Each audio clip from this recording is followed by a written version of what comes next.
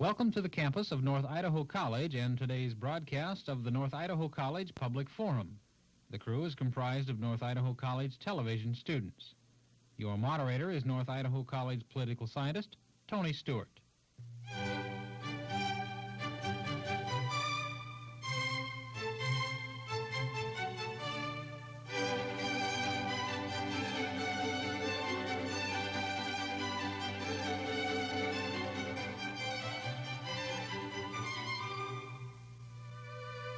Today it is our very special privilege to be able to go back in history with a gentleman who is our guest.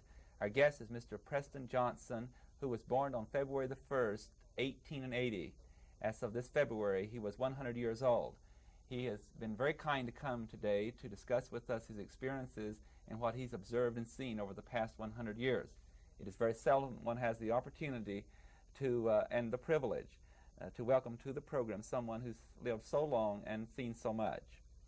Welcome to our program, Mr. Johnson. Joining with me in questioning our guest today are two members of the panel. First of all is Janelle Burke, who is a regular panelist. She holds a degree from the College of Idaho and a master's from Indiana University. We also want to welcome as a visiting panel member today Sadie Bruton, who is the director of the Kootenai County Senior Citizen Services and active in many services within our county and our state. Welcome to both of you. Thank you. It's a real pleasure to be here today. We'll start the questioning with Certainly Janelle is. Burke. Mr. Johnson, can you tell us about some of the changes in transportation that have occurred over your lifetime? When did you first see an automobile? 1909. Did you own an automobile in those early years? No, that's the first one I ever saw. What was your reaction when you saw it? I went to Canada to look at railroad land. I lived at Puyallup, Washington. 19 of us went up there to look Alberta land over. And there came a car. And what kind of a car was We it? got off the train at Calgary and got in an automobile, person I'd ever seen. How was your ride? What? How was your ride? Was it a good ride? Oh, yeah, took us out, showed us over the country. 2 days. What kind of a car would that have been? Oh, I don't remember, just a car. Automobile, all I know. What was the first automobile that you owned? Is a Buick. I bought that under Calgary.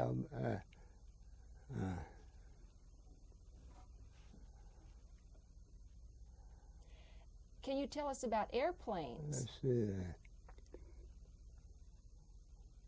First automobile I bought was at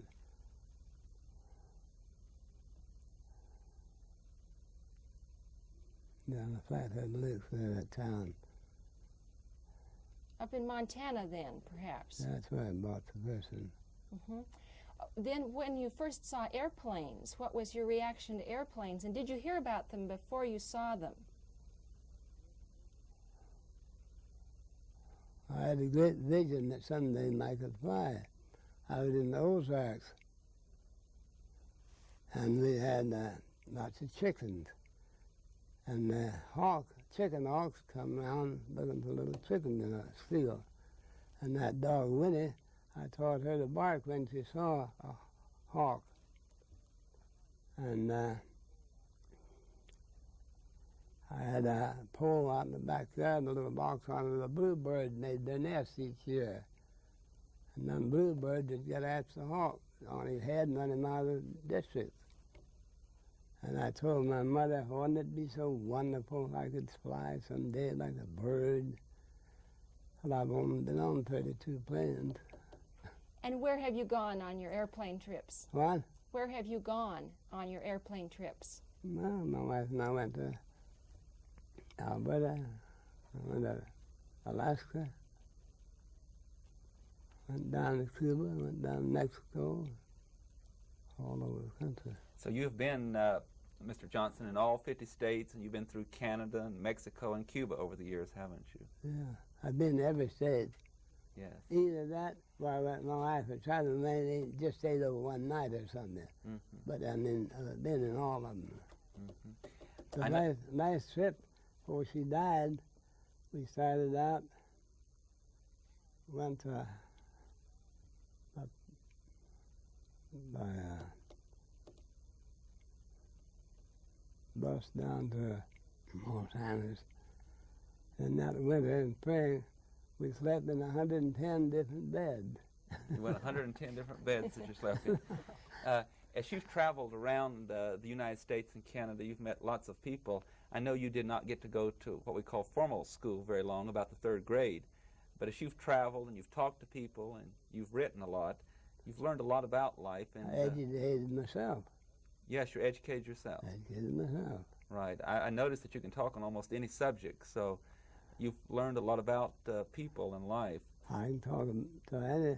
I sold real estate in dozens of nationalities Yeah. on all sides, from the 10-town lot to a section of land, motels, hotels, and mining claims, lumberyards. I sold about everything here. I held a record here in Coeur d'Alene. You sold more land than anybody here, haven't you? Yes.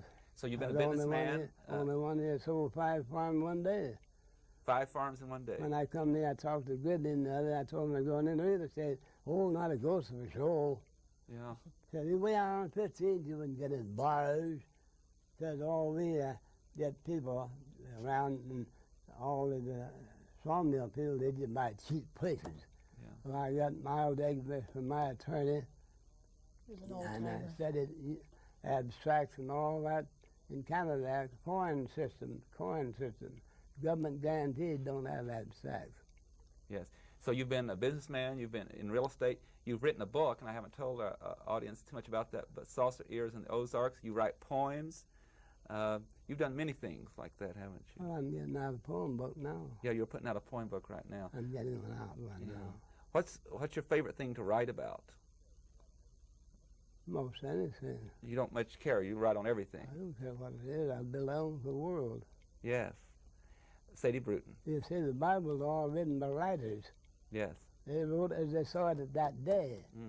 I write as I see it this day. So you write as you see the whole picture of Yeah. the whole life. Sadie will ask you some questions now. Yes, Preston.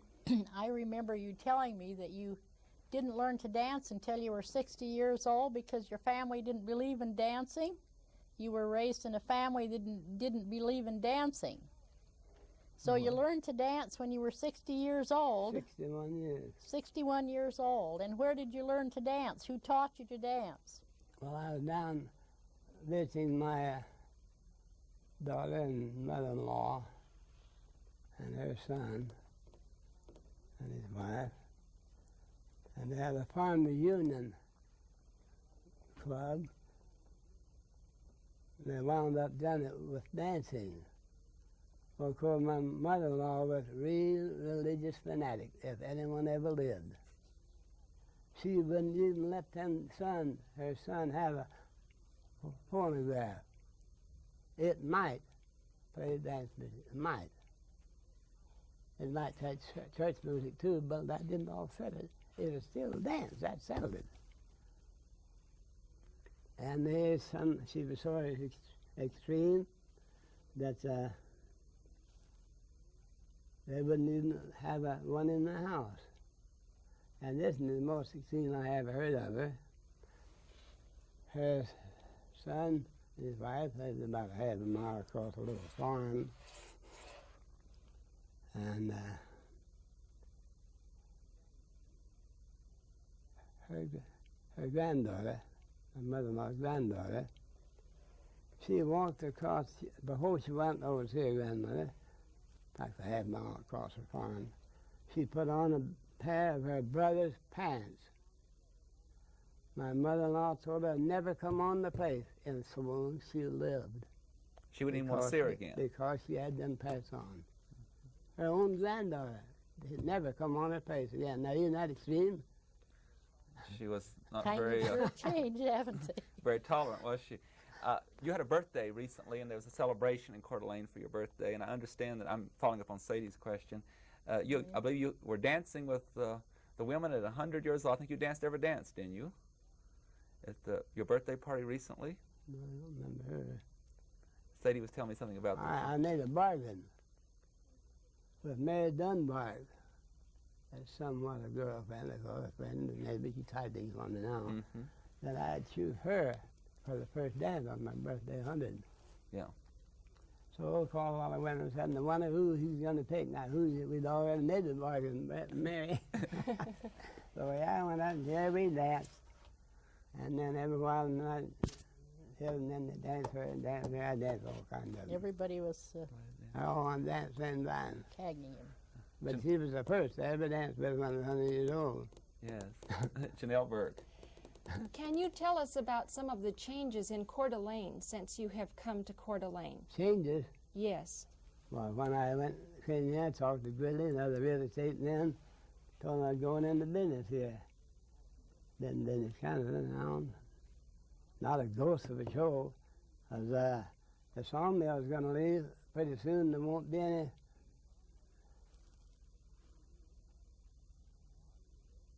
Won't be anything here. I said, I'll be here. I had seen other towns, sawmill started, and there never was a city made by a sawmill, but many cities been built where the sawmill used to be. Many of us, Seattle, different ones, they started with a sawmill.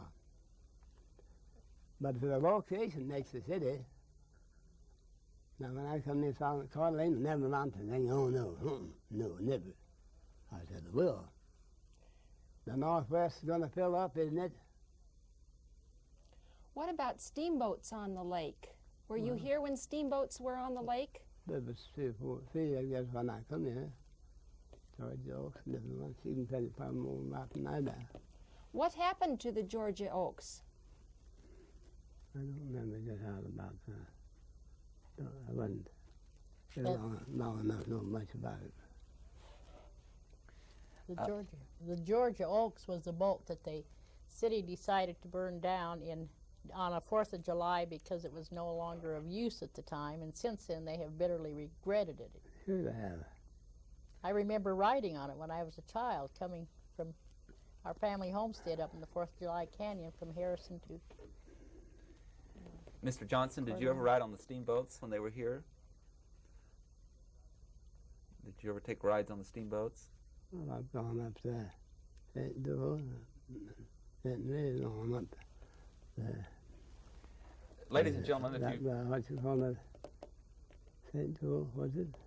at the St. Joe, right? Let's see, the one of the highest navigation that had in there. Mm-hmm. One of the highest in the world. Before it gets into Coeur d'Alene Lake. Right. Ladies and gentlemen, if you've joined our program in progress, our guest today is Mr. Preston Johnson. It is rare when we have the opportunity to interview someone who's been blessed and fortunate enough to have been alive to celebrate their 100th birthday. On February the 1st, 1980, Mr. Johnson was 100 years old, and there was a celebration in Coeur d'Alene for him and honoring him, and followed by a dance. He's sharing with us the stories of his life and what he's experienced. Mr. Johnson, there's always one question that is asked of someone who's been blessed as you have to live 100 years, and I would like you to share this with all the people who are watching, and that is, what do you contribute your long life to? Why have you been fortunate enough to live to be the age that you are? I've been active all my life, worked for all my life. I remember when I was 5 years old, Benton County, Missouri.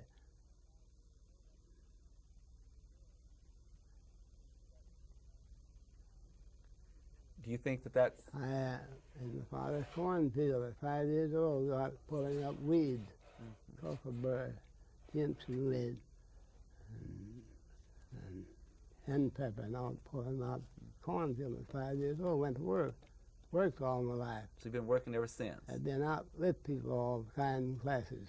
Mm-hmm.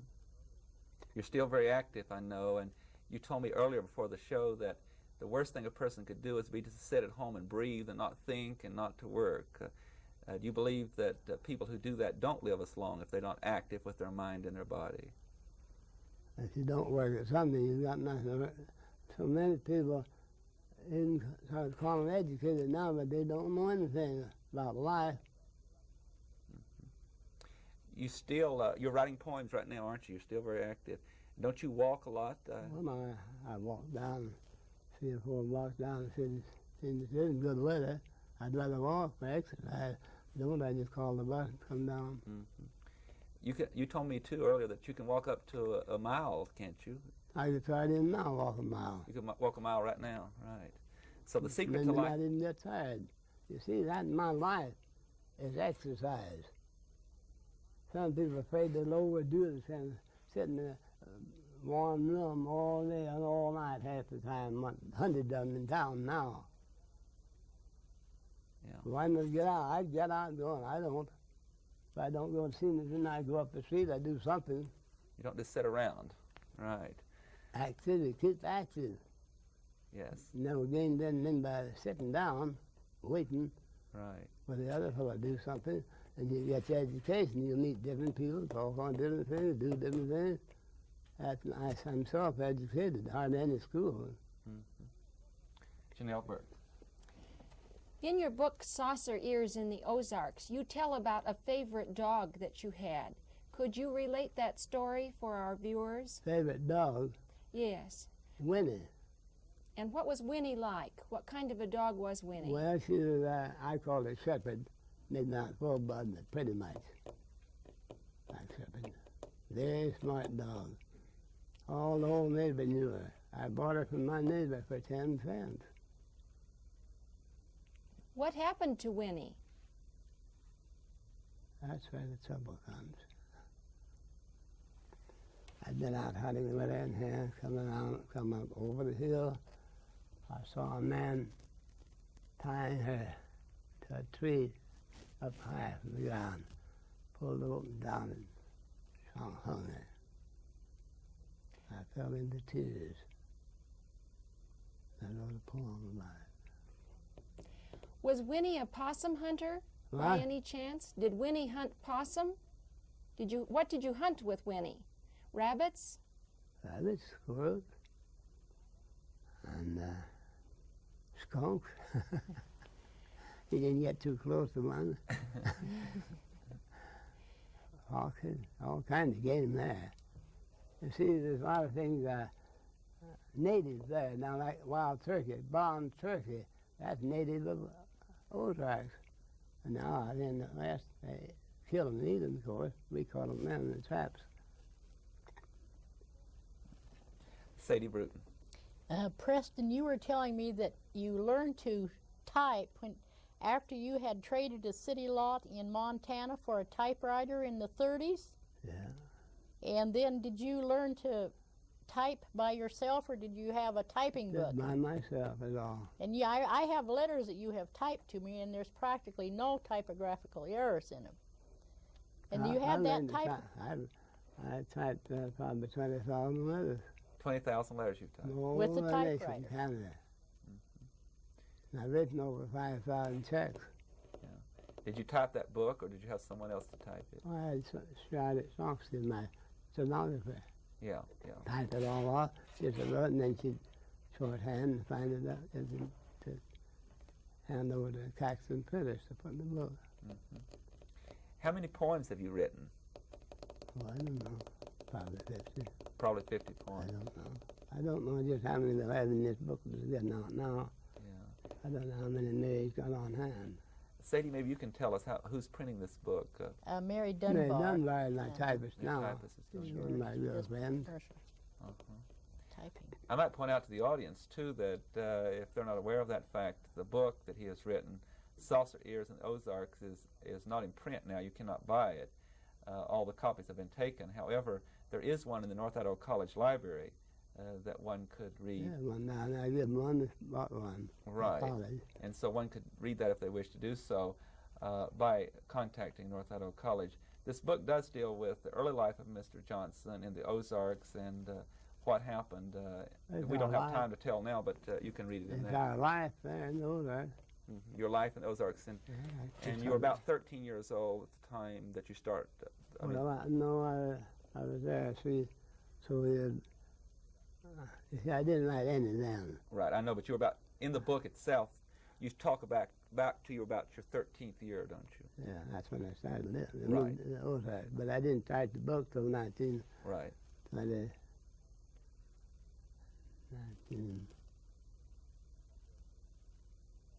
About 30 years ago. About 30, 31 years ago. Janelle Burke.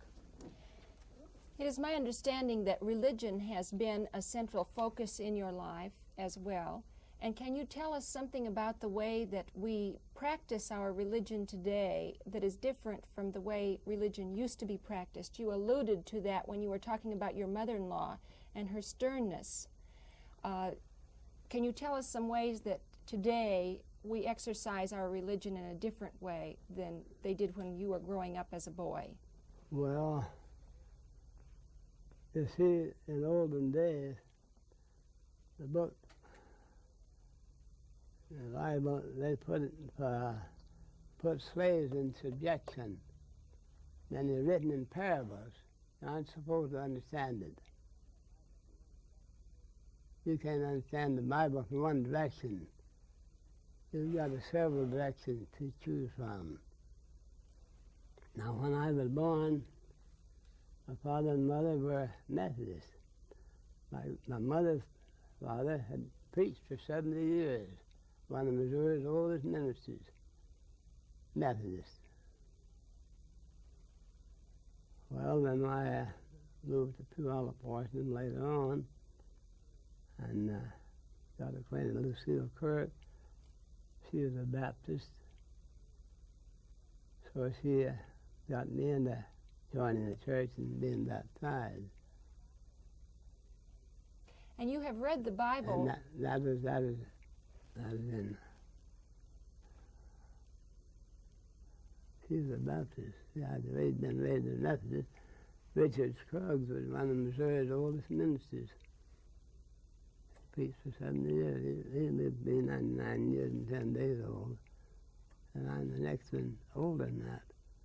I have a nephew now that's only 4 years younger than me and best to have. He says he's going to be a little longer. Because he's been hard with her all his life, too. Do you believe, as some people say, that long lives run in certain families? Well, it depends on their activities. See, I've been active all my life. Hard work, any kind of it. Didn't make any work. I was always working at something. Like in Puyallup, Washington, I was walked 3 miles to walk to the sawmill, 15 cents an hour. Well, I was late 4 minutes one day in the fight at noon. Broke the company. And during the noon, I walked another Jim Stevenson's mill, got the job, but I had to walk that extra half mile each time, another mile every day. Oh, loading green railroad ties 11 high is a pretty big job, isn't it? Take them to the sawmill, go on my wheel them out, put them in a boxcar and block them. Sadie. Preston, maybe the audience would like to hear about your family. For the first time, your family were all together on your 100th birthday. They had never been all together on your birthday before. This February 1st, they were all together. First time it ever been, 5 of them. You got 5 children, right? And that was on my birthday. Yeah. How old are your children? Well, one of them, the 18th or 19th of this month, he was 75. Then another son, 2 years, and then another son, daughter born in Canada, about 3 or 4 years younger. 2 of my daughters born in Summerland, B.C. Sadie Bruton told me about some discussions she had had with you, and that you were, looking to the future and trying to see what was going to happen, and that you believed that a famine was coming, that we were going to have some hard times.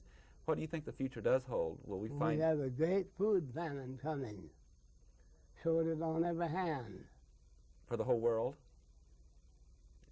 That's all it is in China and India. In China and India. My daughter has been there, in China and in India, starving children laying on the sidewalk, starving to death. Do you think that's going to happen in the United States sometime?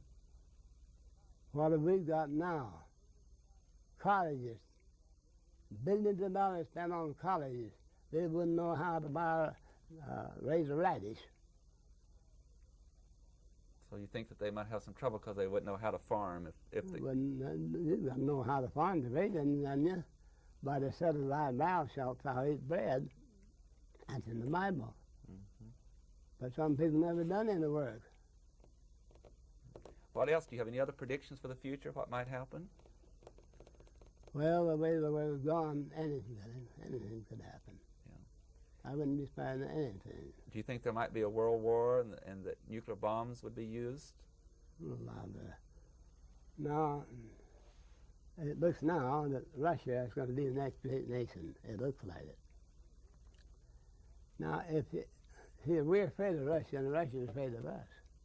Because what besides others are doing with us, we don't know how many allies we've got.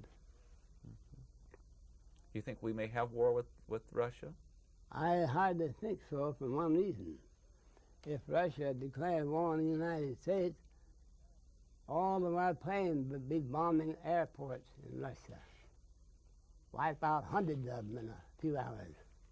The same way Russia, we decide on either one, we're dangerous.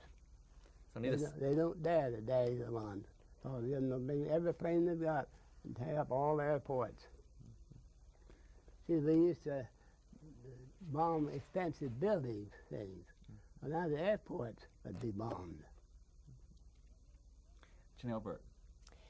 Do you remember certain very important world events, like where were you when the Second World War on Victory over Europe Day or Victory over Japan Day? Or do you remember Pearl Harbor Day and what was happening at that time?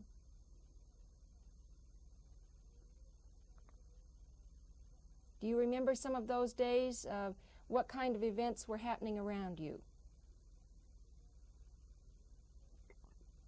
Well, I was in Calgary, Alberta, when the Second World War started, when Japan bombed Pearl Harbor.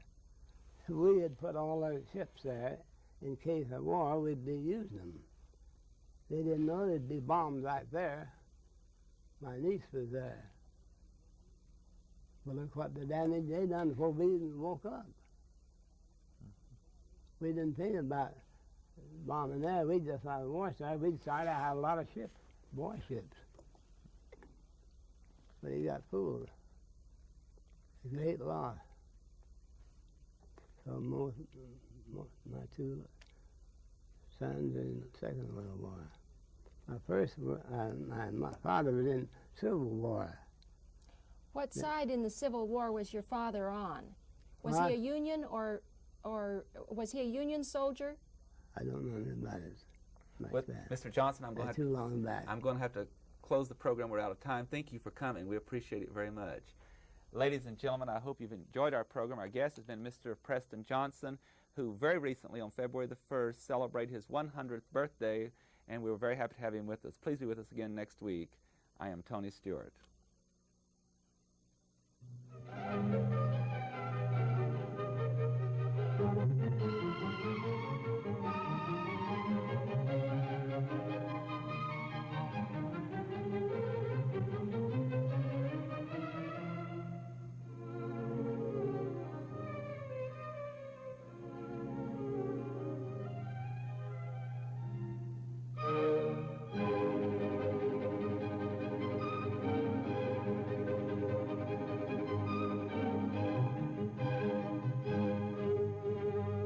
The North Idaho College Public Forum can be seen at this same time each week over this station.